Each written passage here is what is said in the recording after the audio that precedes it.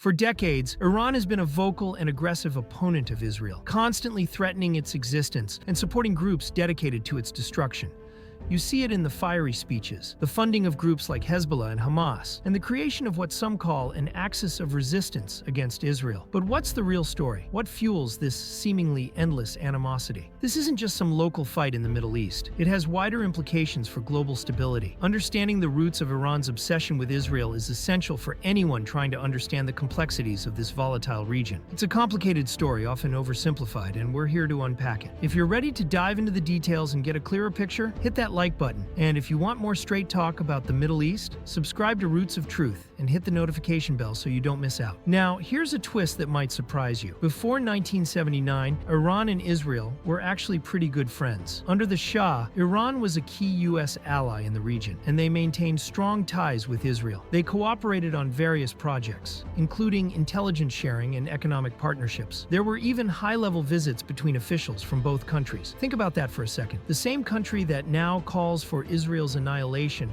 once considered it a strategic partner. What changed? This is crucial to understanding the current situation. To understand the current hostility, we need to talk about the Sunni-Shia split within Islam. It's a bit like a centuries-old family feud. It goes back to the death of the Prophet Muhammad and a disagreement over who should lead the Muslim community. Sunnis believe the leader should be chosen through consensus, while Shias believe leadership should stay within the Prophet's family line. This difference led to a major division within Islam. Over time, theological differences developed, further widening the gap. And here's where things get complicated. Some hardliners on both sides have, throughout history, accused the other of shirk, idolatry, which is a massive sin in Islam. This accusation, known as takfir, has been used to justify violence and deepen the distrust. Iran is the world's leading Shia majority country, and it sees itself as the protector of Shia Muslims everywhere. On the other side, Saudi Arabia is the dominant Sunni power, and as the custodian of Mecca and Medina, the two holiest sites in Islam, it claims a unique religious authority within the Muslim world. This creates a major regional rivalry. It's like two powerful kingdoms constantly vying for control. And this competition plays a significant role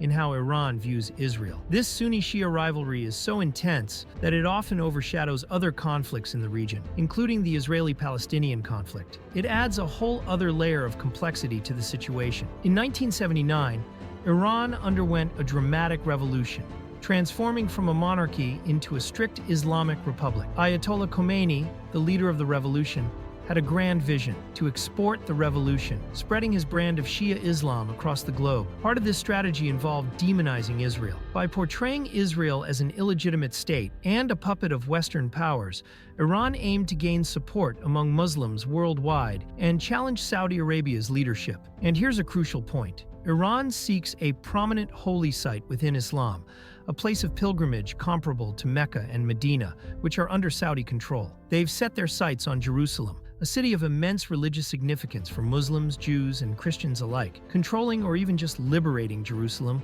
would significantly enhance Iran's standing in the Muslim world. Iran consistently uses the Palestinian issue as a central part of its anti-Israel narrative. They portray themselves as the true champions of the Palestinian cause. But let's be honest, the Palestinians are predominantly Sunni Muslims. Given the historical tensions between Sunnis and Shias, Iran's support is more strategic than heartfelt. By raising the Palestinian flag, Iran attempts to gain broader support across the Muslim world and put pressure on Saudi Arabia, which is often criticized for its perceived lack of strong action on behalf of the Palestinians. It's a calculated political move in their regional power struggle. Jerusalem holds immense religious significance in Islam. If Iran could somehow gain control of or liberate Jerusalem, it would be a huge victory in their quest for regional dominance and Islamic leadership. It would significantly boost their prestige and influence. Iran uses proxy groups like Hezbollah in Lebanon and Hamas in Gaza to destabilize the region and weaken Israel. This allows them to project power without engaging in direct military confrontation. And of course, the ongoing concerns about Iran's nuclear program add another layer of danger